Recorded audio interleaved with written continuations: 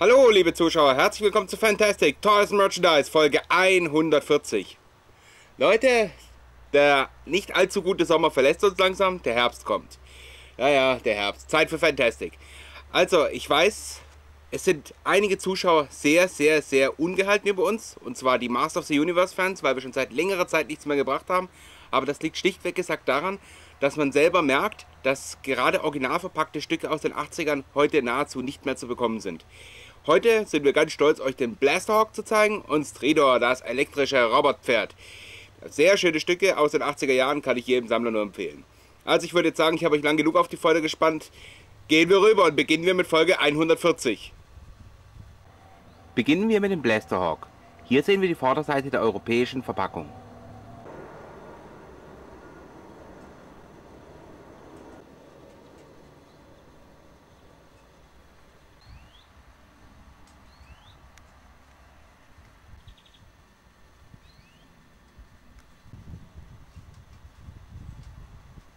Und hier die Rückseite mit der deutschen Beschriftung.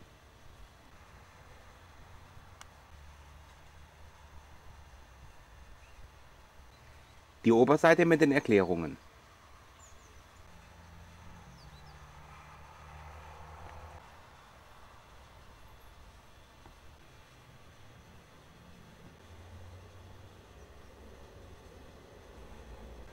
Sehr gut zu erkennen die deutsche Beschriftung.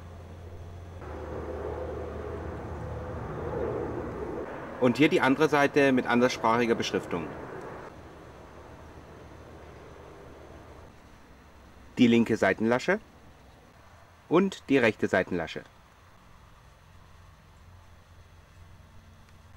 Hergestellt in Italien 1986. So, hier habe ich 4 Blasterhawks in allen möglichen Zuständen und Erhaltungsgraden. Hier sehen wir das gute Stück. Heute führt uns Fisto durch die Sendung. Der Blasterhawk besteht aus 2 Teilen, aus der unteren Antriebseinheit und aus dem oberen Fluggerät. Beginnen wir bei dem unteren Teil, mehr oder weniger eine Art Panzer. Sehr große Ketten transportieren den Blasterhawk. Erinnert irgendwie an einen Landkreuzer.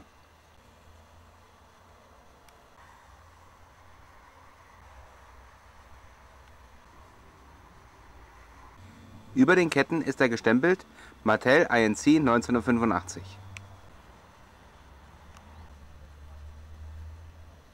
In dieser Furche bringt man praktisch den fliegenden Teil des Blasterhawks unter. Hier sehen wir die Unterseite. Angetrieben wird das Playset durch ein großes Rad. Achtet auch auf die Aufkleber. Bei der ersten Variante handelt es sich um ein Mint and Saled Boxset Stück, deswegen sind auch keine Aufkleber drauf. Die mexikanische Version neigt dazu, im Laufe der Jahre gelb zu werden. Sehen wir uns nun den oberen Teil etwas genauer an. Es ist Platz für eine Actionfigur. Mit Hilfe eines Gummibandes konnte man die Figur befestigen.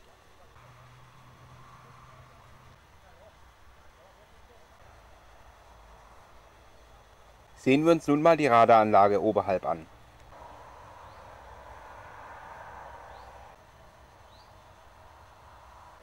Diese ist vor dem Kopf befestigt. Unter der Radaranlage befinden sich die Abschussscheiben. Obwohl 8 dieser Wurfscheiben beigepackt waren, gingen sie häufig verloren. Gestempelt sind sie aus dem Jahre 1970. Sie wurden also früher schon mal in einer anderen Form in einem anderen Playset verwendet. Je nach Produktionsland konnten sie gelb oder orange sein. An der Unterseite befand sich ein Hebel. Durch nach hinten ziehen und nach vorne stellen lassen konnte man die Wurfscheiben verschießen. Na, dann wollen wir mal.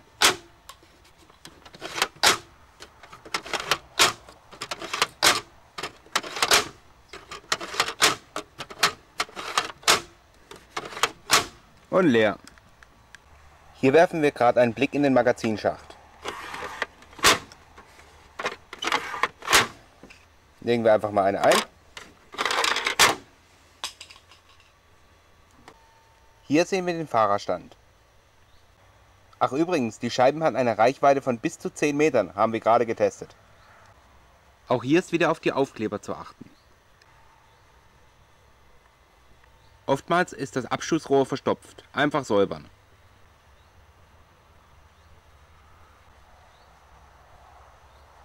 Die fantasiereiche Gestaltung macht Masters nach wie vor zu einer der beliebtesten Fantasy-Serien. Der zweite Griff vor dem Pistolengriff ist silbern eingelassen. Ein großes Problem ist hier, dass häufig die Farbe abblättert.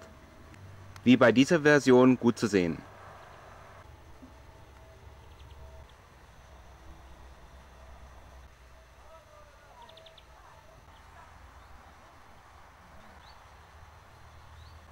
Der obere Teil ist abnehmbar.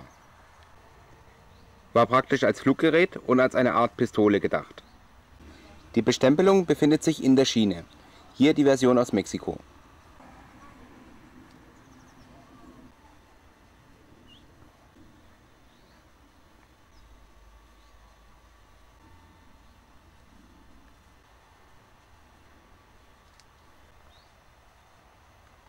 Über diese kleinen Haltenocken konnte man den Blasterhawk in verschiedene Positionen bringen. Kommen wir jetzt zu Stridor. Hier sehen wir eine original verpackte Version, die wohl die Zeiten wirklich nicht gut überdauert hat.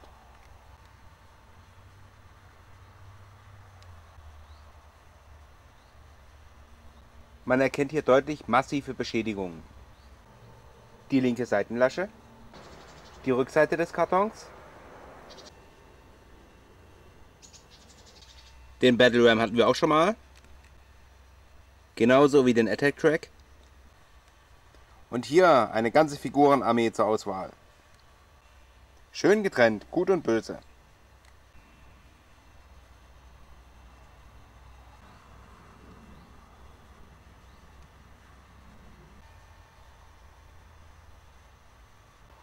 Die linke Seitenlasche und das, was von der Unterseite noch übrig ist.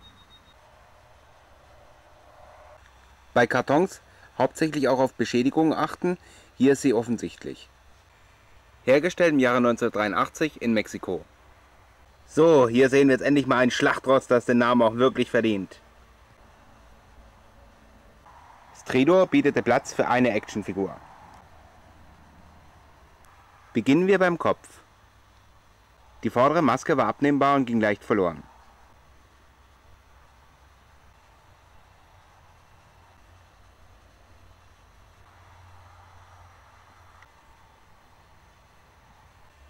Schön ist auch die Rüstung bearbeitet.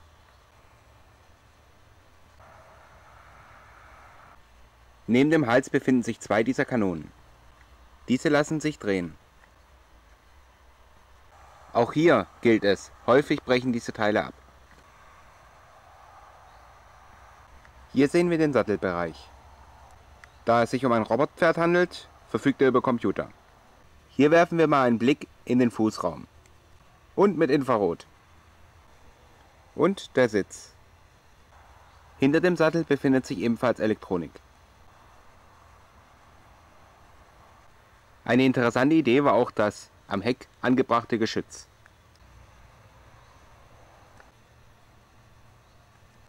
Dies ließ sich auch drehen. Wie für ein Pferd üblich, am Ende der Schwanz. Dieser ließ sich ebenfalls drehen. Achtet darauf, häufig bricht dieser Schwanz ab. Und wie ich schon oft gesagt habe, auf die Aufkleber achten.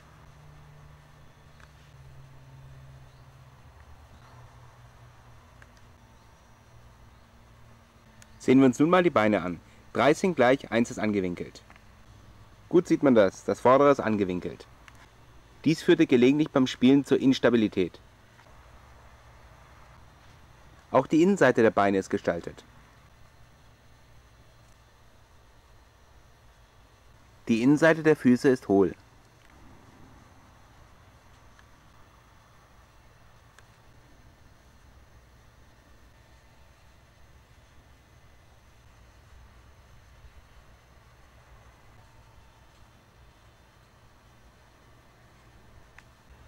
So Leute, wir sind wieder am Ende unserer Sendung angekommen. Noch 10 Folgen, dann kommt Folge 150. Da haben wir ein großes Jubiläum-Special vorbereitet. Lasst euch einfach überraschen. Masters of the Universe Toys. Wirklich ein Klassiker unter den Toylines und heute leider vieles nur noch sehr, sehr schwer und zu hohen Preisen zu bekommen. Original verpackte Sachen im guten Zustand sind heute nahezu nicht mehr zu bekommen, ohne ganz tief in die Tasche zu greifen. Zum Beispiel vor einiger Zeit ging ein Eternia Playset bei eBay weg für über 1500 Euro original verpackt. Also ihr seht, Masters ist auch gleichzeitig eine gute Wertanlage. Also ich verabschiede mich bei euch, wünsche euch ein wunderschönes und erholsames Wochenende. Bis nächsten Freitag, wenn es wieder heißt Fantastic Toys and Merchandise.